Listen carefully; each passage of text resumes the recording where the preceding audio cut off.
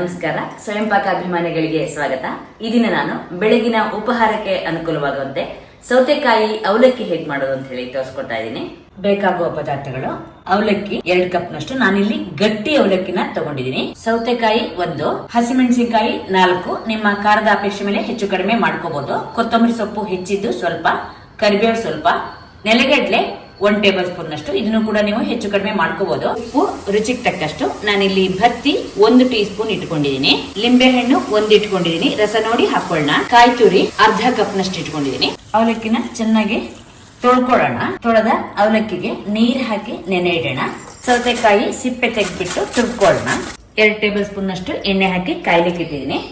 ಎಣ್ಣೆ ಕಾದ್ಮೇಲೆ ಅದಕ್ಕೆ 1 tea spoon ಅಷ್ಟು ಸಾಸಿವೆ, 1 ಟೀ ಸ್ಪೂನ್ ಅಷ್ಟು ಕಡಲೆಬೇಳೆ, ಹಾಗೆ 1 ಟೀ ಸ್ಪೂನ್ ಉದ್ದಿನ ಬೇಳೆ ಹಾಕಿ 2 ಹೊಂಬಣ್ಣಕ್ಕೆ ಬರಲಿ. ಕಡಲೆಬೇಳೆ ಉದ್ದಿನ ಬೇಳೆ ಹೊಂಬಣ್ಣಕ್ಕೆ ಬಂದ್ಮೇಲೆ ಹಸಿಮೆಣಸಿನಕಾಯಿ ಹೆಚ್ಚಿದ್ದನ್ನು ಹಾಕಿ, ಹಸಿಮೆಣಸಿನಕಾಯಿ ಬಿಳಿ ಬಣ್ಣಕ್ಕೆ ತಿರುಗಿದ ಮೇಲೆ ನೆಲಗಡಲೆ ಹಾಕಿ.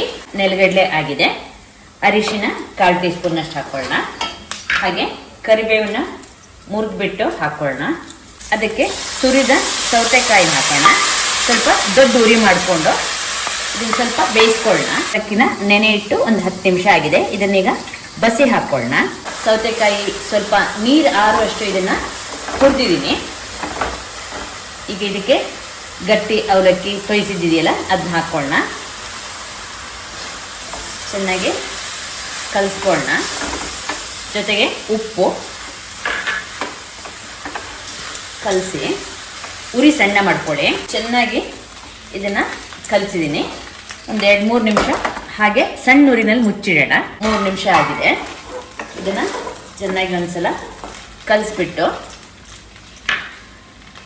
ಕೊತ್ತಂಬರಿ ಸೊಪ್ಪು ಹೆಚ್ಚಿದ್ದು, ಹಾಗೆ ತೆಂಗಿನಕಾಯಿ ತುರಿ, ಲಿಂಬೆ ಹಣ್ಣನ್ನು ಹಿಂಡ್ಕೊಳ್ಳೋಣ.